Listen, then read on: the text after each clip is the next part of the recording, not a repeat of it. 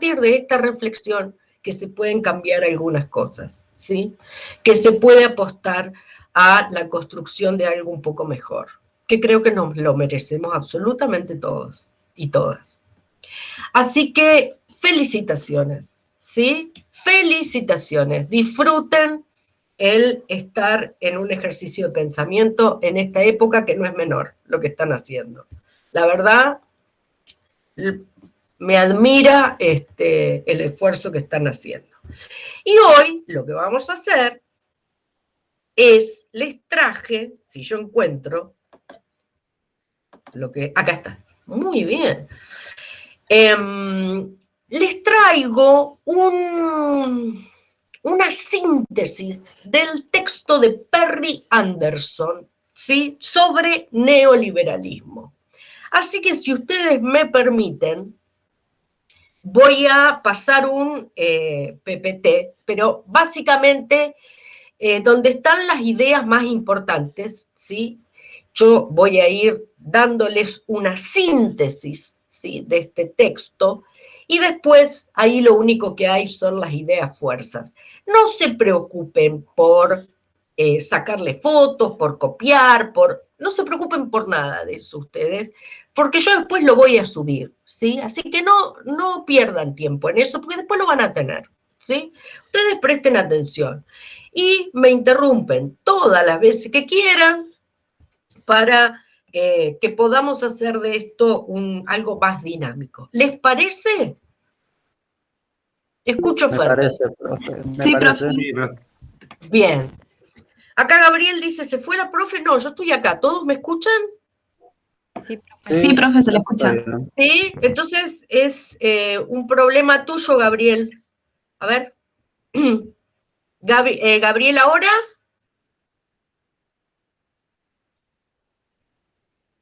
Gabriel tiene problemas con internet. Si ustedes me escuchan, bueno, genial.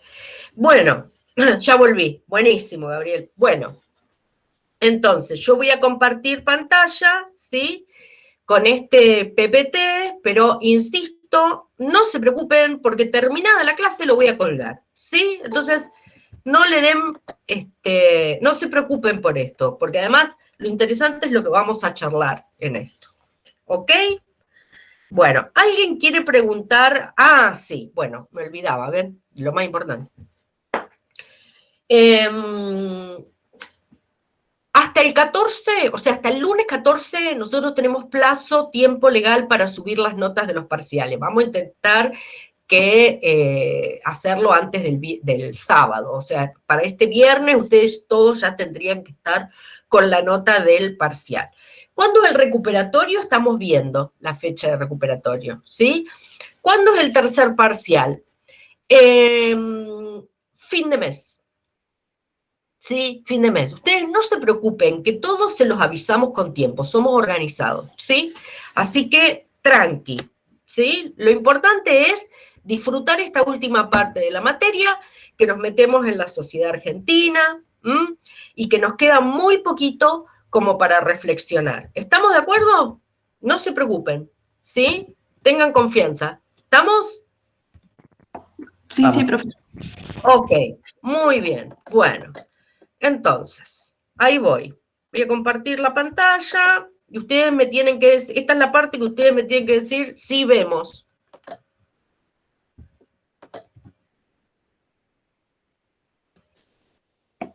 Ahí está empezando a presentar, profe. Muy bien, muchas gracias. Me salió de una, no lo puedo creer. Bueno, genial. Genial. Espérate que ahí estamos. Bueno, vamos a empezar a ver un poco el texto de Perry Anderson, ¿sí? Que tiene como título Neoliberalismo, un balance provisorio, ¿sí? Es muy bueno el título porque este libro, si bien está escrito a fines de los 90, se ha convertido en un clásico para la sociología, porque en realidad las ideas que esgrime Perry Anderson en este libro siguen siendo las ideas vigentes en el mundo del 2021. Así que nada, esto sigue siendo un balance provisorio, ¿sí? Bueno, ¿qué es lo que vamos a ver aquí? Aquí lo que vamos a ver es un poco las ideas centrales del neoliberalismo, dónde surge, cuál es la experiencia de distintos países con las prácticas neoliberales y un poco este balance de éxitos y fracasos en la historia de la aplicación de las ideas neoliberales en el mundo. En principio ustedes más o menos ya hemos visto, ¿sí?, que las ideas neoliberales, ¿sí?, son distintas a los conceptos del liberalismo clásico, pero en realidad tienen como esta respuesta, digamos, teórica y política a la crisis del estado de bienestar, surge en la segunda posguerra, ¿no?, en las regiones de América del Norte y de Europa capitalistas, ¿sí? Es distinto al liberalismo clásico, ¿sí?, pero claramente son ideas opuestas al estado de bienestar y al New Deal, básicamente, ¿no? Como texto de origen, las ideas neoliberales se anclan en el texto de Friedrich Hayek denominado Camino de Servidumbre, ¿no?, escrito en el año 44, es como el texto, digamos, madre, ¿sí?, de las ideas neoliberales. Básicamente, este texto es una reacción teórica, ¿sí?, una propuesta teórica y política también, yo les decía, contra cualquier limitación a los mecanismos del mercado por parte del Estado, ¿no?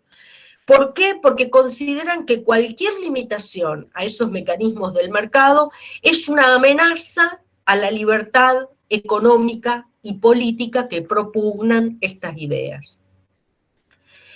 Esa es como la piedra angular de estas ideas neoliberales. Básicamente yo les podría decir que sus principios filosóficos se anclan en un combate, ¿sí?, contra el igualitarismo. Hay una posición clara y abierta en contra de la homogeneidad social, ¿no?, que propugnaba justamente el keynesianismo y al solidarismo como valores antagónicos, ¿sí?, porque para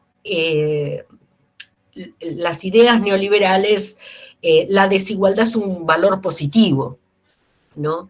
Esta desigualdad favorece la competencia de alguna manera y no es vista como un factor de desintegración social, sino que en realidad tiene una valoración positiva, ¿sí? Acá hay un viejo debate filosófico que si alguna vez tienen ganas podemos hacer, que es todos los seres humanos somos distintos o todos los seres humanos somos iguales, ¿no? Entonces, la cuestión filosófica es qué valor tiene la igualdad o la desigualdad en términos axiológicos. Bueno, para las ideas neoliberales, la desigualdad es un valor positivo, ¿sí? Porque favorece las libertades individuales, favorece la competencia, etcétera, etcétera, ¿no? Bueno. Alrededor del año 47 se empiezan a juntar pensadores neoliberales, ¿sí? Empiezan a hacer reuniones como anuales en un pueblito muy bonito, muy de Instagram, que se llama Montpellerin, en Suiza, ¿no?, al pie de los Alpes suizos. Y ahí hacen reuniones anuales en donde esgrimen todos los pensamientos, digamos, neoliberales, ¿no? Y constituyen la sociedad de Montpellerin, digamos. Y ahí se juntaban pensadores como Hayek, como Friedman, Popper, que nosotros lo estudiamos mucho en sociología, a Popper, Madariaga. Básicamente se juntan ahí, digamos, ¿no? Estas ideas en realidad resurgen con fuerza con la crisis, yo les decía, del modelo económico de posguerra y del estado de bienestar, ¿no? Si bien se gestan en el 45, digamos, en el 44, resurgen fuertemente con lo que ustedes vieron como la crisis del estado de bienestar, digamos, ¿no?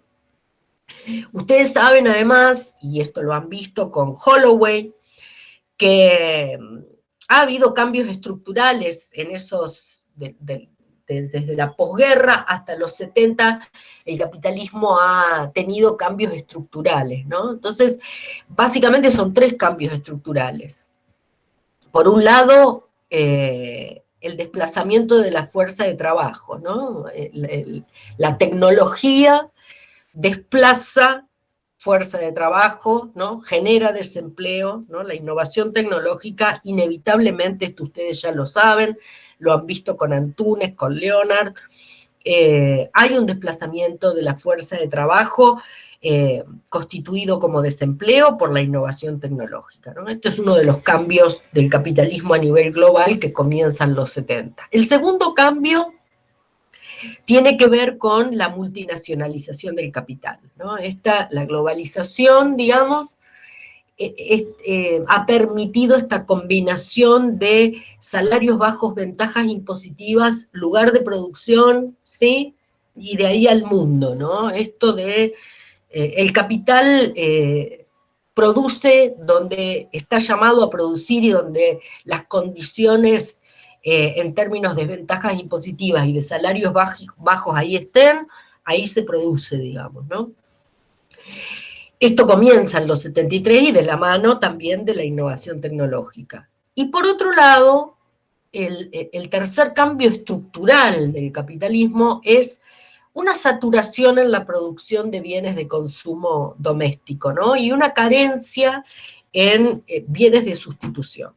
Entonces, esos bienes de larga duración que fueron creados, y ustedes han estudiado perfectamente con el modelo fordista de producción, ¿no? La producción en masa, en serie, de estos bienes de larga duración, producen una sobreproducción por no consumo, digamos, ¿no? Entonces, hay una saturación muy grande de estos, en la producción de estos bienes de consumo doméstico. Por otro lado, no hay bienes de sustitución, ¿no? Entonces, ahí hay un estancamiento en la producción mundial, ¿no? Entonces, bueno, todo esto, digamos, todos estos factores, más el factor coyuntural que ustedes vieron de la crisis de los precios del petróleo en el 73-74, ¿no? Hace que el Estado no pueda canalizar las demandas crecientes y entra en crisis este modelo de estado de bienestar. Para los neoliberales, esto es por 2 problemas, dicen ellos, ¿no?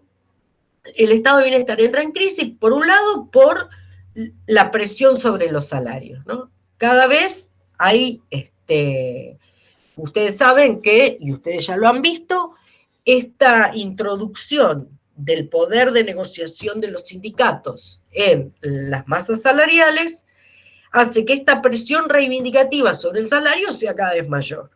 Y por otro lado, dicen ellos, hay otra presión más, que es el aumento del gasto social, ¿no? Entonces, estos 2 problemas producen, por un lado, inflación, dicen los neoliberales, y por otro lado, lo que hacen también es presentar problemas para la acumulación privada del capital.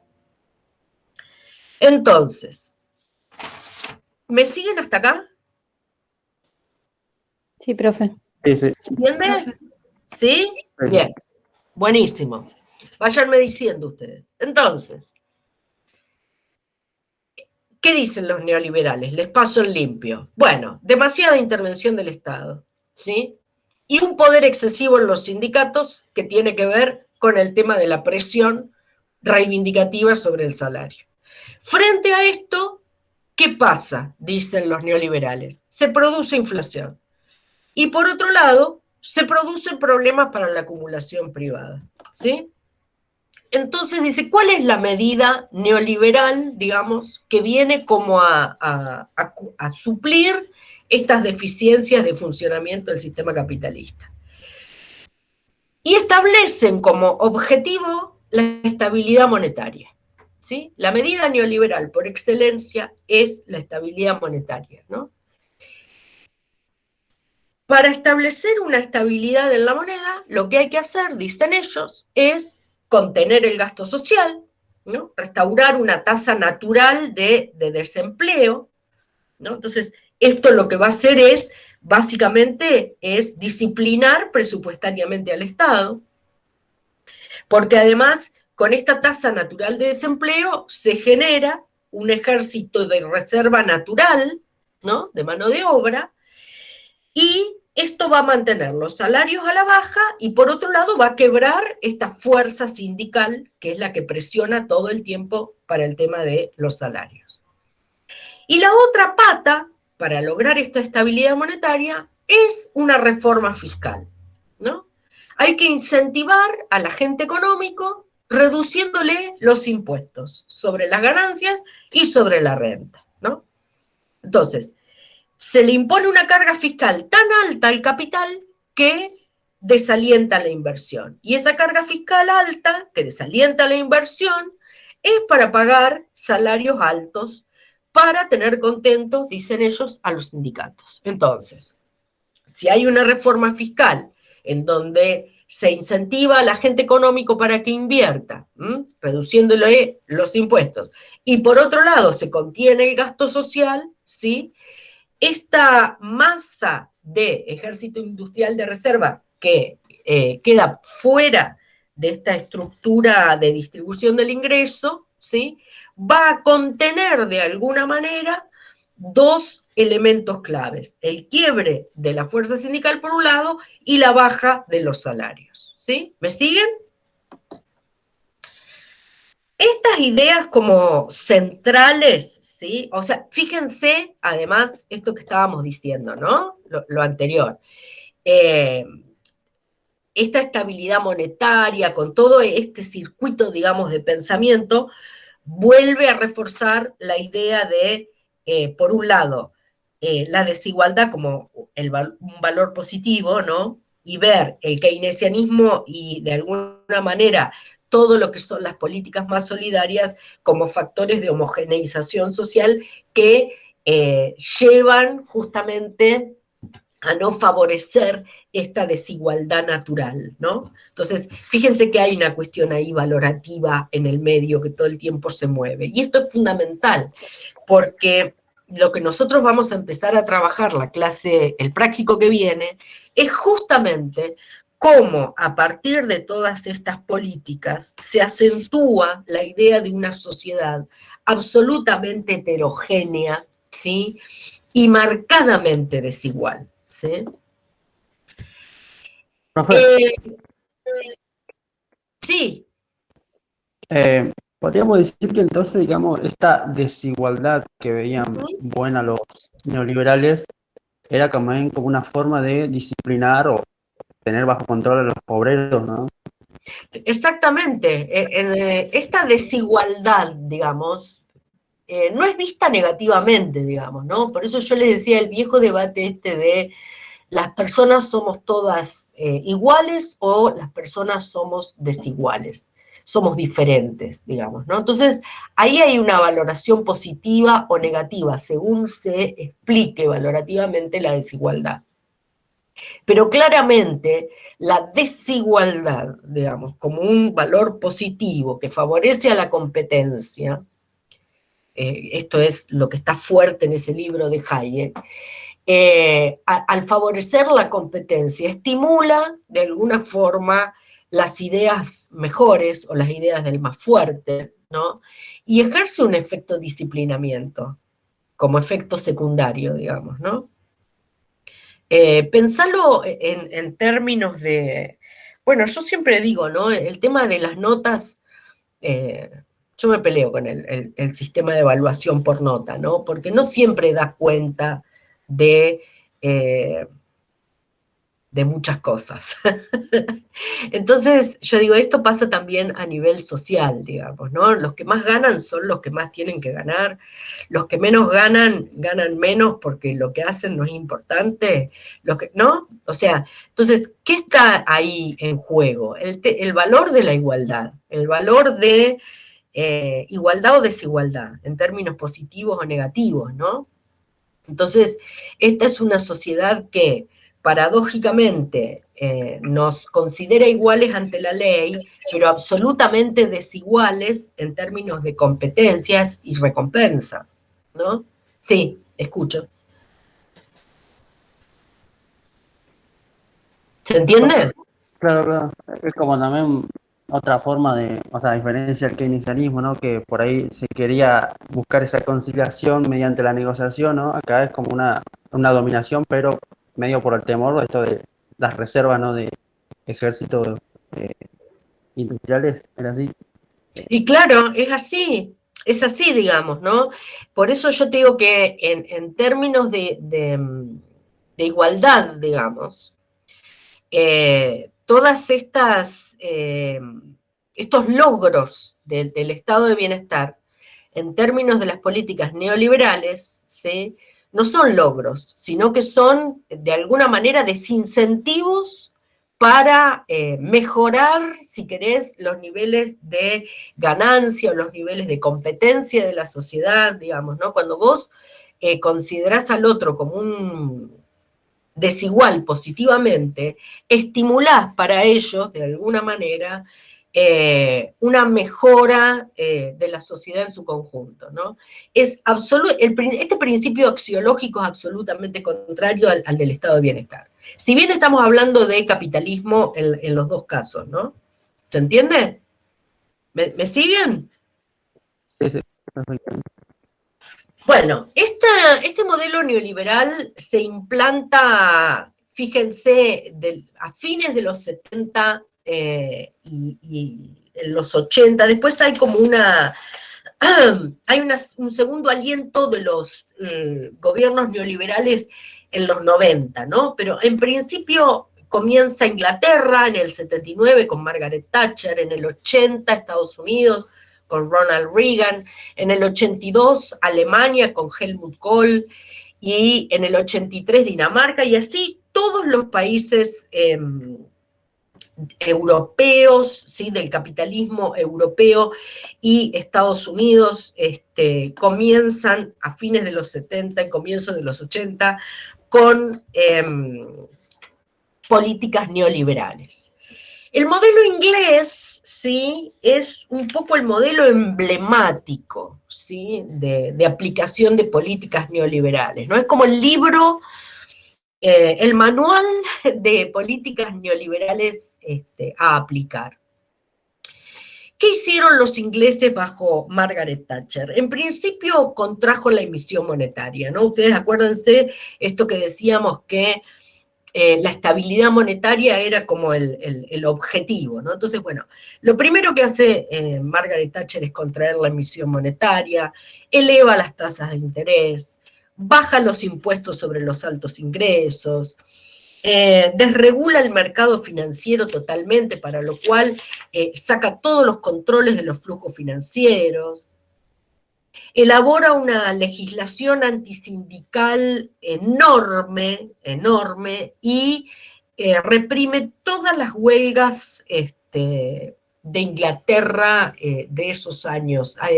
En la miniserie de Crown, en la última temporada, hay muchos capítulos dedicados a las políticas neoliberales de Margaret Thatcher. Profe. Sí. Y eso, digamos, es como una medida para combatir la cercanía al pleno empleo. Exactamente, y para combatir la inflación, ¿viste? Por Claro. el modelo inflacionario que había de los 70.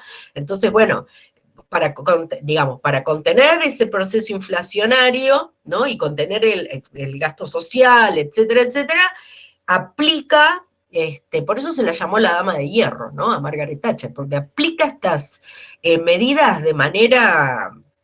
Bueno, la represión de las huelgas es sangrienta, la ley antisindical, vos pensás que aplica represión de las huelgas y modelo de ley antisindical en el país en donde Marx había escrito El Capital, en donde habían vivido la revolución industrial. ¿Se entiende? Mirá la fortaleza, ¿no? El programa de privatizaciones del acero y de la electricidad inglés fue brutal, ¿sí? Entonces, digamos, ejecutó el plan neoliberal a rajatabla Margaret Thatcher, ¿no? Hizo todo lo que se debe hacer bajo ideas neoliberales, ¿sí? Básicamente el desempleo en Inglaterra en esos años fue absolutamente masivo, ¿sí? Más el achicamiento del gasto social. En esos años, la educación, la salud y la vivienda en Inglaterra se privatizaron, ¿sí? Salieron de la órbita del Estado. Fue brutal la aplicación del modelo inglés bajo Margaret Thatcher. De la misma manera... Lo de la vivienda, ¿cómo es? Eso nunca lo había escuchado ni nada.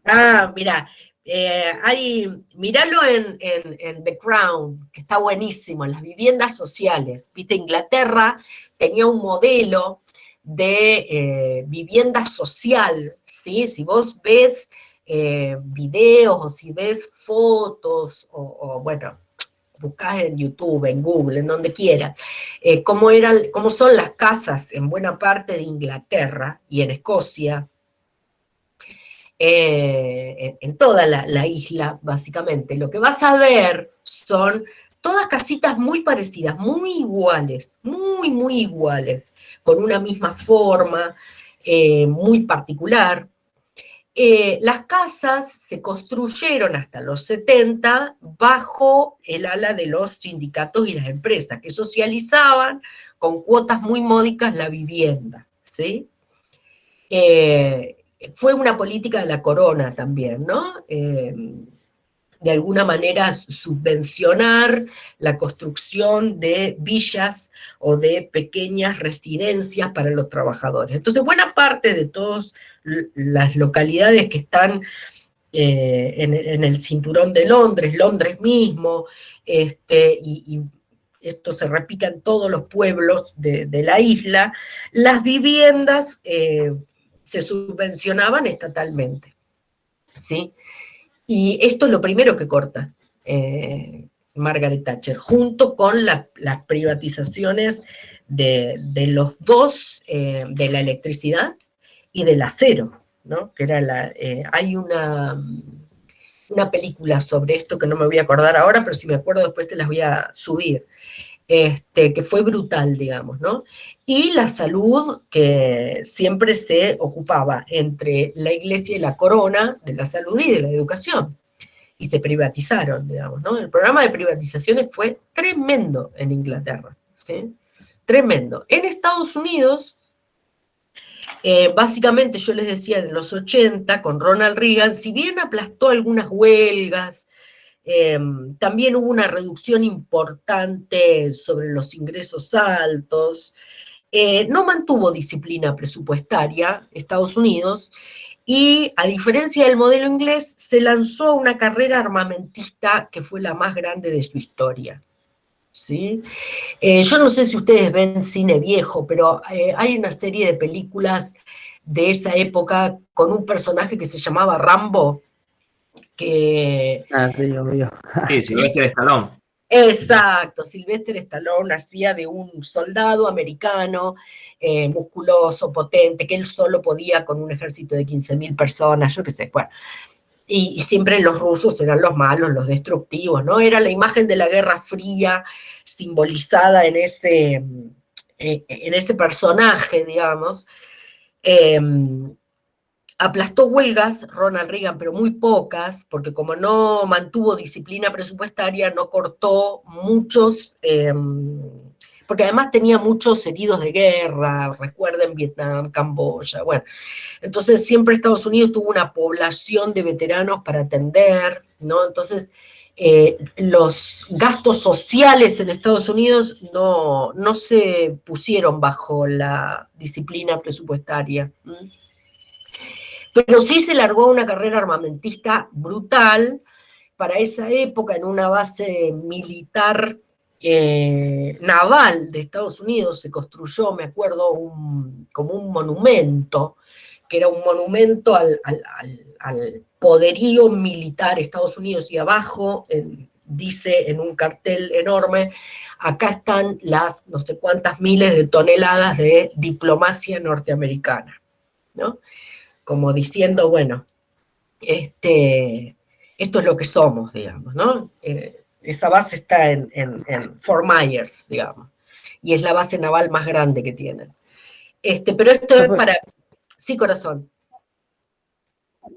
Entonces ahí en Estados Unidos, el gasto social, o sea, ¿cómo era el gasto social ahí, por ejemplo, a diferencia de Inglaterra? Digo, ¿tenían, por ejemplo, todos estos programas de viviendas y eso, o no lo tenían y solo lo destinaron al gasto de armamentístico? Mira, ellos lo destinaron al gasto de armamentos, pero no redujeron los gastos sociales. ¿Viste? El seguro de desempleo americano siguió, la atención de los veteranos de guerra siguió, de hecho sigue hasta hoy.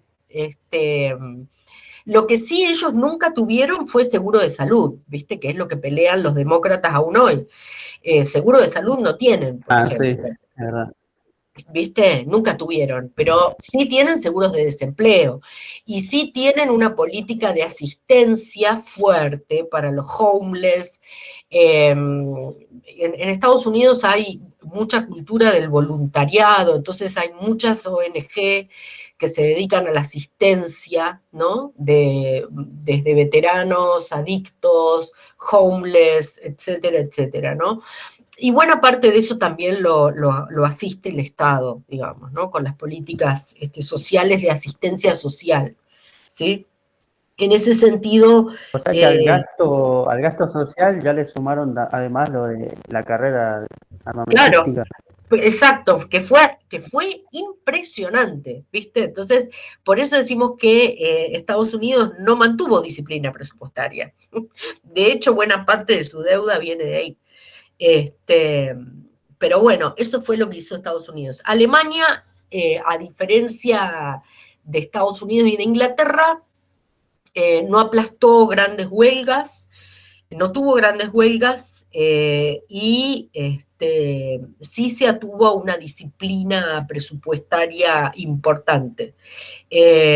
También contrajo la emisión monetaria, también elevó las tasas de interés, también bajó los impuestos a los grandes ingresos, digamos, pero no tuvo represión de huelgas ni nada, ¿no? El continente europeo básicamente puso énfasis en la disciplina monetaria, pero no hubo recortes drásticos en los gastos sociales, ni enfrentamientos drásticos con los sindicatos. Salvo Inglaterra, el resto de los países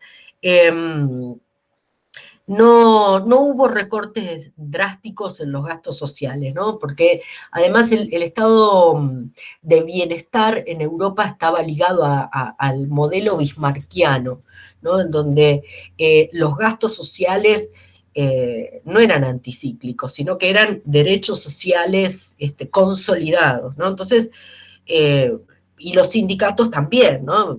Recuerden, esto viene de la época de la Revolución Industrial, entonces no son fáciles de abolir, ¿no? En los países, en el continente europeo. ¿Profe? Sí, escucho.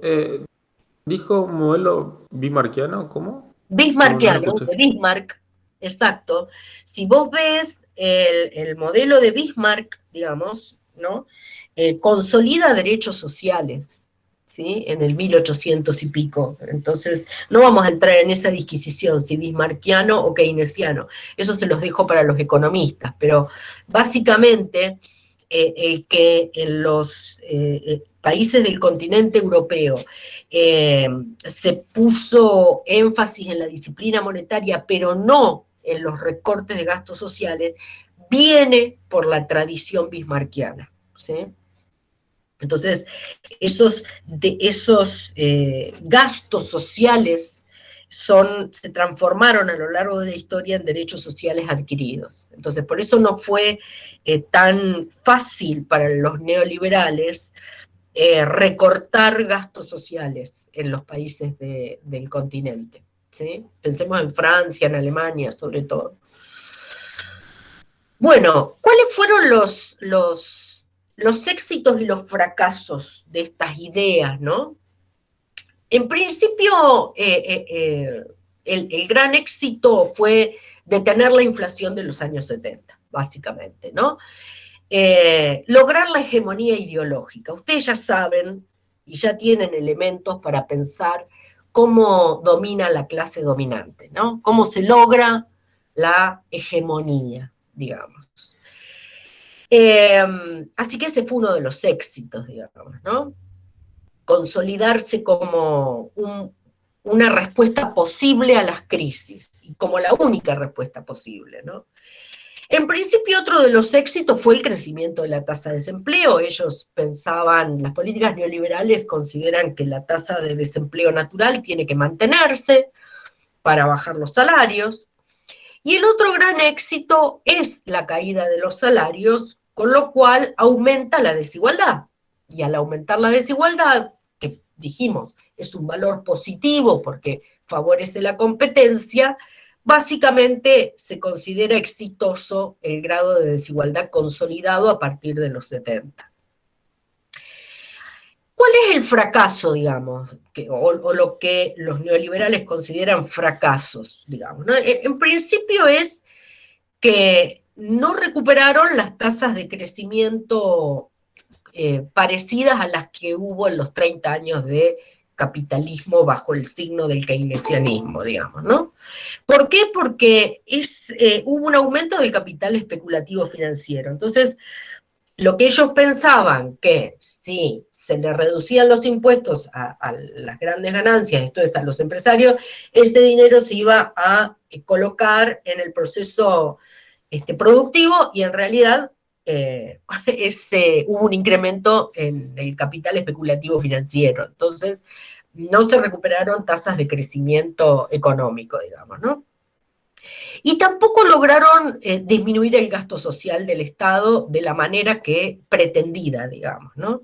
¿Por qué? Por dos razones. En primer lugar, por el desempleo. Entonces, aumenta el desempleo y de alguna manera quienes no están insertos en el circuito del trabajo, ¿sí? Necesita asistencia del Estado, digamos, ¿no? ¿Quién recompone esa fuerza laboral no empleada? La Iglesia, las instituciones de beneficencia, el Estado. Bien. Y por otro lado, por una cuestión demográfica, ¿no? El crecimiento demográfico de una población no económicamente activa, ¿no? Jubilados. Entonces, estos dos elementos, el desempleo y por otro lado una cuestión demográfica de un mayor aumento de jubilados o población económicamente no activa, no logró disminuir el gasto social, ¿no? ¿Qué pasó en América Latina? Sí, escucho. Perdón, antes que siga, esta parte de que dice que aunque recuperaron las ganancias, pero no la inversión, o por lo menos que se hacía una inversión especulativa, ¿no? Pues era porque, por lo menos en el texto decía algo así, pero no lo entendí bien, si era porque la cuestión de que los mercados internacionales estaban como atravesando muchos cambios. Puede ser también, exactamente. Viste que yo dije que en realidad, además, los cambios estructurales del capitalismo, ¿sí? Entonces, los cambios estos estructurales del capitalismo, ¿sí? Son cambios en la estructura de composición de los mercados, de las finanzas, etcétera, etcétera, ¿no? Esta multinacionalización del capital, ¿no? Entonces vos tenés esta combinación de bajos salarios más una política fiscal menos rigurosa con los capitalistas, bueno, hacen que el capitalismo se traslade a producir allí y después comercie en la bolsa, ¿me entendés? Entonces hay toda una dinámica nueva, digamos, que produce más desempleo, claramente. Claro. ¿No? Y ese desempleo que se produce necesita asistencia. Entonces, por eso ellos no lograron de alguna manera bajar o reducir los gastos del Estado tanto como ellos pretendían, ¿sí? ¿Se entiende? Sí, Digamos, fíjate que sigue el planteo teórico que nosotros hicimos al comienzo de Marx, ¿no? O sea, el Estado interviene de alguna manera para garantizar la relación capitalista de producción. Entonces, si esa relación capitalista de producción presenta un déficit en la parte de los trabajadores asalariados, porque están desocupados, bueno, ¿quién es el que de alguna manera tiene que recomponer esa fuerza de trabajo para que después siga vendiéndose como mercancía en el mercado? El Estado, ¿no? Por eso que el claro. Estado no es neutral. El Estado garantiza esa reproducción de la relación. Entonces, necesariamente tiene que, de alguna manera, garantizar la reproducción de esa clase. ¿Cómo lo hace? A través del gasto social. ¿Se entiende? ¿Me siguen? Ok, sí, sí. Ok. Bueno. ¿Cómo se introducen las ideas neoliberales en América Latina? Básicamente, en América Latina hay dos mecanismos que permiten la implementación de ideas neoliberales. En primer lugar, el terrorismo de Estado. ¿Sí? Y cuando decimos terrorismo de Estado, estamos hablando específicamente del caso de Chile en el año 73, con la dictadura de Pinochet hasta el 90, y con la dictadura argentina del 76 al 83. Fueron las dos primeras experiencias de introducir o implementar en América Latina ideas neoliberales, ¿sí? Como experiencias piloto, ¿sí? Para ver cómo funcionaban estas ideas. Piensen que son anteriores al 79 y al 80, ¿sí? A las ideas que implementó Margaret Thatcher y Ronald Reagan, que son los primeros, los que hacen punta en esta implementación de ideas neoliberales. Bueno, los ensayos de implementación fueron las dictaduras de Chile y de Argentina. Y el segundo mecanismo de introducir... Sí, ¿Puedo preguntar antes de que siga el otro punto? por Yo supuesto. Sí. tengo una duda. ¿Las dictaduras militares que se dieron en Argentina antes del 76 fueron de corte neoliberal o no? No, no. No, no, no, no, no. Tenían algunos elementos, pero básicamente el terrorismo de Estado del 75 y la dictadura del 76 fueron las primeras medidas neoliberales fuertes, ¿sí? Donde la implementación de esas medidas estuvo absolutamente planificada, ¿sí? Sí, sí, se entiende. Bien, bueno. Y lo otro, les decía, el otro mecanismo para implementar ideas neoliberales fueron los golpes hiperinflacionarios, ¿sí? Y en este sentido, nosotros vamos a estudiar en el próximo práctico, más fuertemente, el golpe hiperinflacionario de Argentina del año 89, ¿sí? Pero los marcamos, ¿por qué? Porque en realidad, después de la caída del muro de Berlín en el año 89, con la caída del comunismo en la Europa oriental, hay como un segundo aliento de las políticas neoliberales en el mundo, ¿sí? Los golpes hiperinflacionarios, como se dio en la Argentina en el 89, y después llevó al gobierno a Menem, digamos, fue como parte de ese segundo aliento de los gobiernos neoliberales en el mundo, ¿sí? Pero el primer momento, ¿sí? Como el mecanismo de introducción, de ensayo de estas políticas, fue el terrorismo de Estado y las dictaduras, ¿sí? Estos dos mecanismos, tanto la hiperinflación como la dictadura, ¿no? Fueron mecanismos de disciplinamiento, ¿sí? No solo económicos, sino también políticos y sociales, ¿no? Y que básicamente sembraron el terreno, ¿sí? Para la aceptación, el consentimiento de todas las políticas neoliberales, ¿sí? Acá estamos viendo como la ejemplificación dura del mecanismo de la coacción que ustedes vieron en Gramsci, digamos, ¿no? O sea, para lograr la aceptación de políticas neoliberales, para consentir la implementación, ¿sí?, en Latinoamérica de las ideas neoliberales, fueron necesarios estos dos mecanismos. Por un lado, el terrorismo de Estado y las dictaduras, esto es, la coacción física en su más brutal expresión. Y por otro lado, el golpe hiperinflacionario, ¿sí? La inflación, mejor dicho, la hiperinflación tiene un efecto en la población parecido a la devastación de una guerra. ¿Sí? Esto está estudiado, hay numerosos libros, yo tengo varios libros en donde se estudia el efecto en la opinión pública de los golpes hiperinflacionarios. O sea, ¿qué pasa en la población con la hiperinflación? ¿Sí? ¿Qué produce en la población? Y está estudiado que básicamente produce un efecto paralizante de temor, de disciplinamiento similar a el que produce una guerra. Fíjense ustedes, ¿no? Qué hondo que queda en la conciencia colectiva el efecto de la hiperinflación, esto de ir a comprar algo a la mañana y que tenga un precio, a la media tarde tiene otro y a la noche cierra con otro precio. Eso fue la Argentina del 89, ¿sí? Las cosas cambiaban de precio en el día, ¿sí? Y esto genera terror, genera incertidumbre, genera no saber si voy a poder comer mañana. Entonces son dos mecanismos de disciplinamiento, no solo económicos, sino también políticos y sociales, ¿no?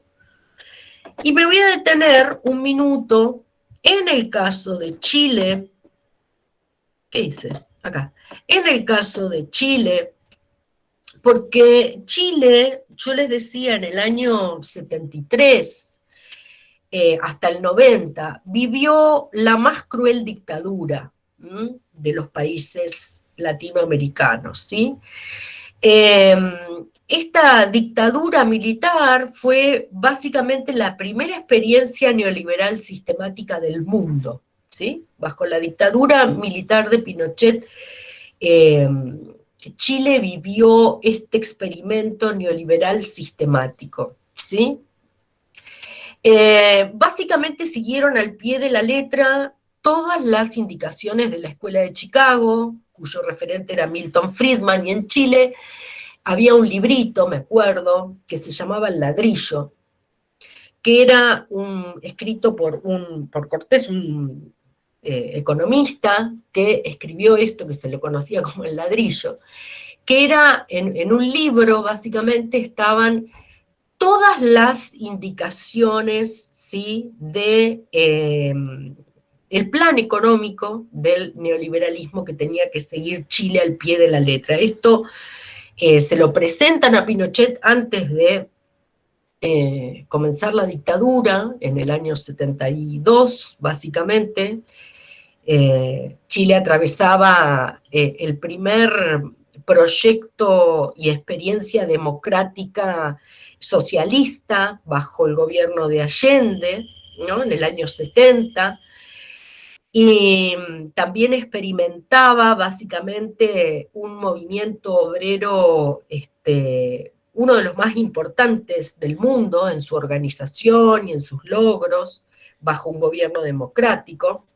Entonces se le presenta a Pinochet este libro y con la anuencia de Estados Unidos comienza esta dictadura militar en Chile, que tiene como resultante la violación sistemática de los derechos humanos de manera atroz, sistemática, planificada, con desapariciones, con muertes, con, bueno, torturas, y con la mercantilización absoluta de los derechos sociales, ¿no? A partir de allí, Chile privatiza la educación, privatiza la salud, bueno, hasta la actualidad, ¿no? Pero quiero resaltar esto, que fue la primera experiencia neoliberal sistemática del mundo, que se realizó bajo una dictadura con violación absoluta hacia los derechos humanos y que terminó en el año 90, ¿sí? Es muy larga la dictadura de Chile, comienza en el 73 y termina en el 90, ¿sí? Fue muy larga. Después de los años 80, básicamente hay todo un viraje en Latinoamérica en dirección al neoliberalismo, ¿sí? Los años 80 comienza el pasaje por esta segundo aliento de los gobiernos neoliberales en el mundo, la caída, yo les decía, del muro de Berlín y demás. El mundo vira hacia el neoliberalismo. Bueno, América Latina no es la excepción, digamos, ¿no? Y por ejemplo, les pongo algunos datos. En el 88 gana Salinas en México, un gobierno absolutamente neoliberal. En el 89 gana Menem en la Argentina. También en el mismo año gana Pérez en Venezuela. Y en el año 90 gana Fujimori en Perú.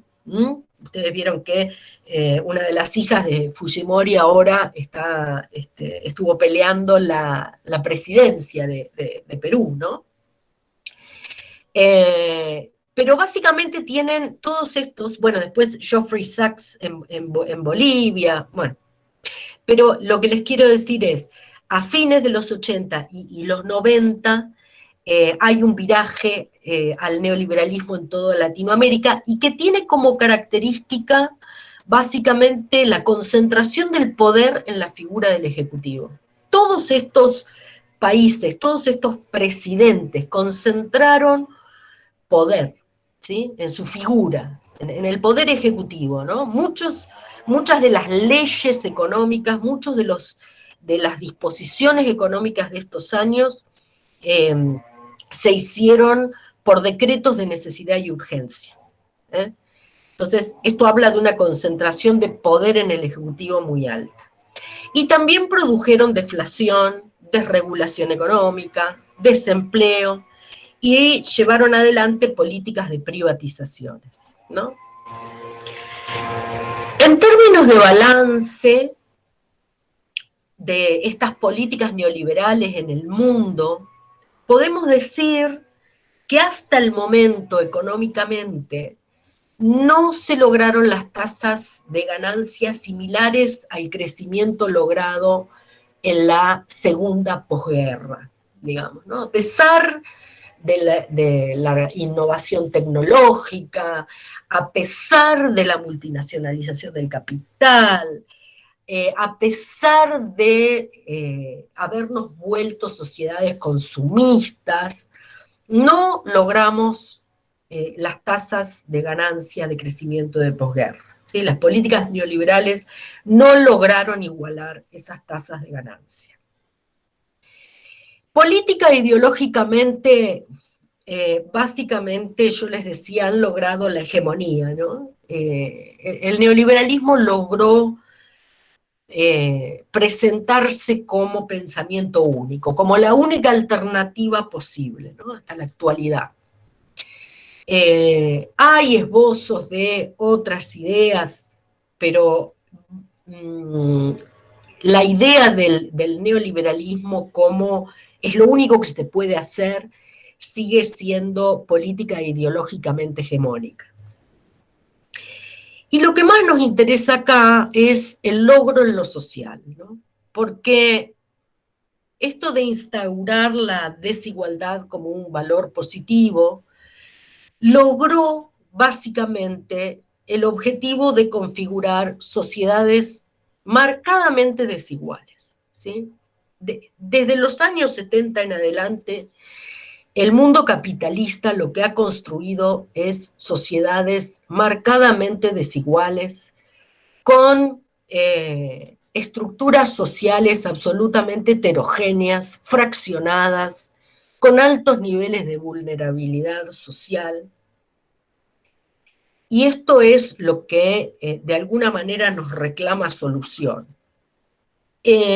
de todas maneras no logró, es cierto, desmantelar totalmente el estado de bienestar, ¿no?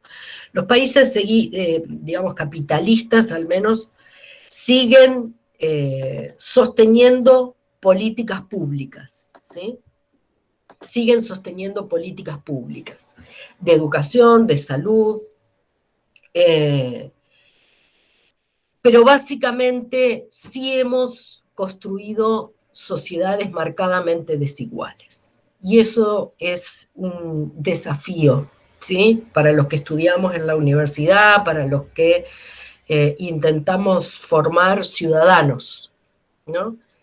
Ciudadanos que de alguna manera empecemos a construir alguna alternativa a esto que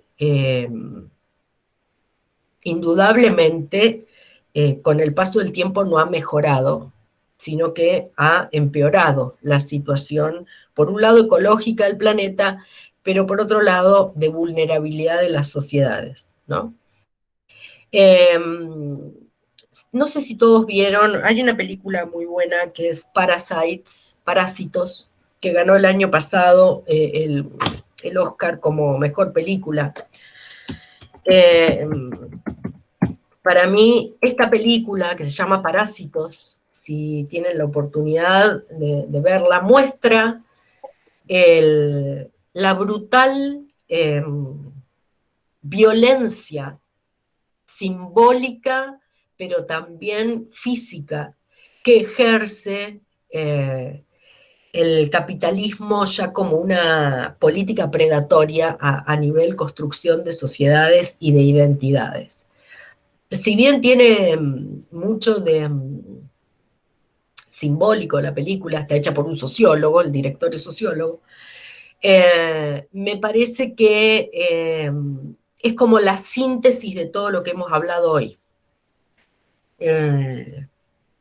Si pueden verla o leer reseñas, está muy buena. Hay imágenes. La película coreana esa que salió. Exactamente, exactamente. Sí, no la vi, pero sí vi los anuncios.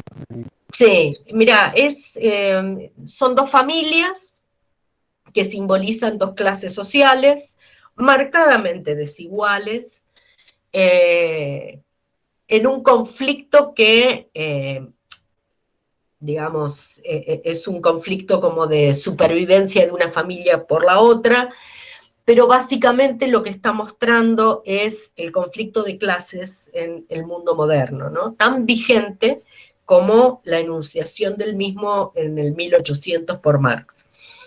Es muy buena la película, tiene actuaciones brillantes.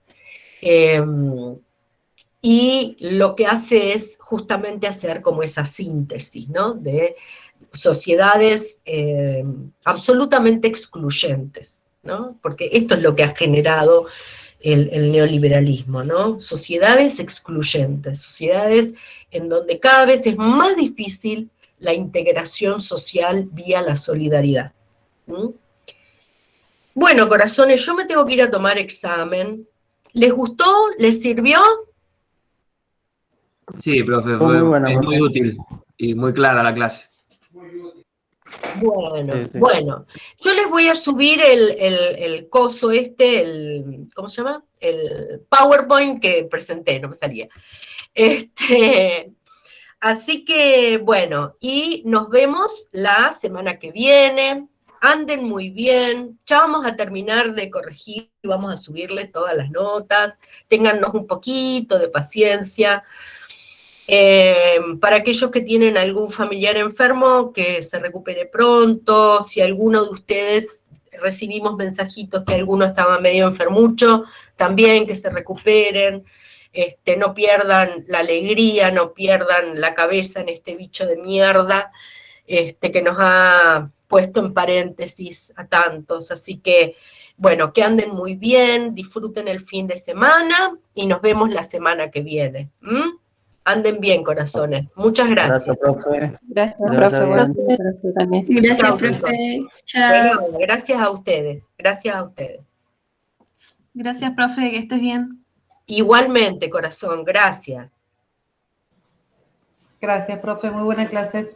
Gracias a vos, corazón, gracias. Buen fin de.